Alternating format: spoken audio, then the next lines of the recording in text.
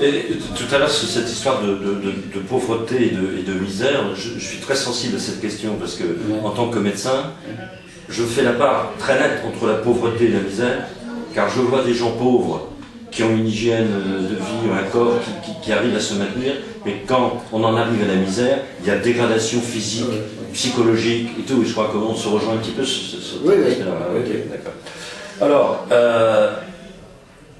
parfois on entend dire, il faut que les gens, je vais être vulgaire, hein, mais c'est ce qui se dit comme ça au comptoir, ils n'en ont pas encore asséché pour se révolter. Alors, Marx se méfiait beaucoup de la pauvreté maximum du bon prolétariat. À propos, vous n'avez pas quelques influences marxistes un petit peu? Oui, c'est un peu. Un petit peu. Un petit peu. Et tiens, justement, en quoi ça vous a aidé à travailler? Forcément, ça a dû, votre analyse, le rapport avec la structure sociale, le concept de la structure sociale?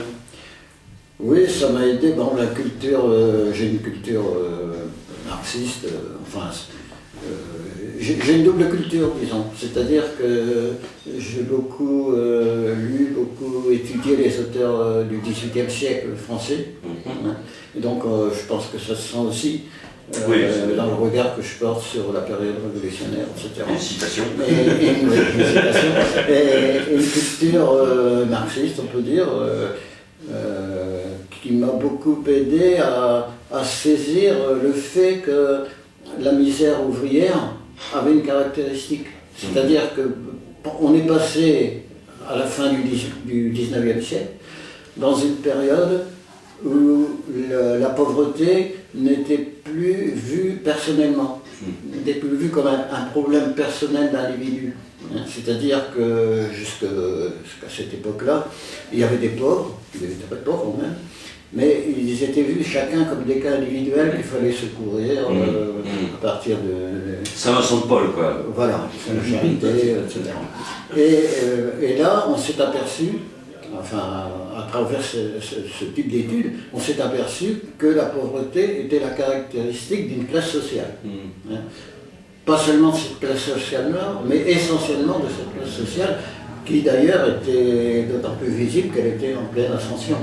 Il y avait des masses ouvrières qui sont développées très rapidement à partir de la deuxième partie du XIXe siècle. Alors, revenons donc à cette notion. Le rapport entre la misère et alors, misère, pauvreté, révolte, révolution. Voilà. Alors, c'est pas. J'ai une citation d'Alain qui m'avait frappé, où il dit en substance on croit que la misère va amener à la révolte, mais c'est là une idée d'homme bien nourri. C'est-à-dire que, effectivement. Peut-être à la révolte, mais pas à la révolution. Voilà, c'est tout à fait différent. C'est-à-dire qu'il y a des mouvements de révolte, des sortes de jacqueries, par exemple, qui peuvent se produire, mais qui n'ont pas de perspective. C'est-à-dire que les gens sont tellement affamés, malheureux, qu'ils ne demandent qu'une chose, c'est d'avoir à manger. Alors il suffit qu'on leur apporte on leur apporte à manger, si on peut dire, pour que la révolte cesse. Donc ça, c'est la révolution, au contraire, ne peut venir qu'à partir d'une espérance, d'un idéal. Et ça, il est difficile d'avoir un idéal quand on est affamé. Et forcément d'une conception globale de la société. Voilà. J'aime beaucoup ce dessin.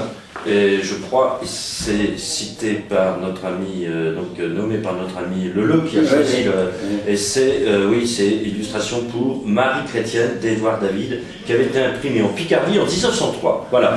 Vous inscrivez ainsi dans une tradition. Alors justement, revenons, ça tombe très bien parce que justement la question que j'allais vous poser, c'est y a-t-il une spécificité de la pauvreté en Picardie? Est-ce que la pauvreté picarde est différente de la pauvreté niçoise? Oui, certainement, mais bon, d'abord, déjà à cause du climat, parce que le climat joue un rôle aussi. C'est la chanson d'Aznavour, il est moins pénible d'être misérable au soleil. Et puis aussi à cause de la richesse du sol. La richesse du sol fait que les gens sont plus pauvres. paradoxalement, parce qu'on sait qu'on peut les accabler d'impôts, de taxes de toutes sortes, etc. Il y a des voyageurs comme Arthurio, par exemple, qui ont été frappés de voir la misère se développer sur les riches régions agricoles. Et puis aussi, il y a un autre aspect, l'aspect industriel. En Picardie s'est développé à partir du XVIIIe et encore pendant tout le XIXe siècle une pratique de l'industrie textile à domicile, et les travailleurs à domicile étaient très très mal payés.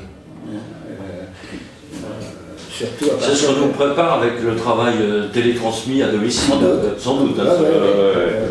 C'est toujours plus facile d'exploiter les gens isolés que d'exploiter des gens qui travaillent ensemble. En fait. Vous posez la question que moi je vous aurais posée. Quelle allait être l'attitude des institutions qui s'étaient mises en place en 1790 face au problème de la pauvreté? Monsieur Desbureaux, c'est vous-même qui vous posez la question. Page 37. Oui, il faut d'abord prendre en compte la situation. C'était dans une situation de crise financière très importante qu'a eu lieu la Révolution, puisqu'il faut rappeler que les États généraux ont été convoqués pour savoir comment résoudre la crise financière, en fait. Et donc, il y a en fait un hiatus, quelque chose, une opposition entre ce que les nouveaux régimes voulaient introduire, c'est-à-dire l'égalité entre les différents habitants français, et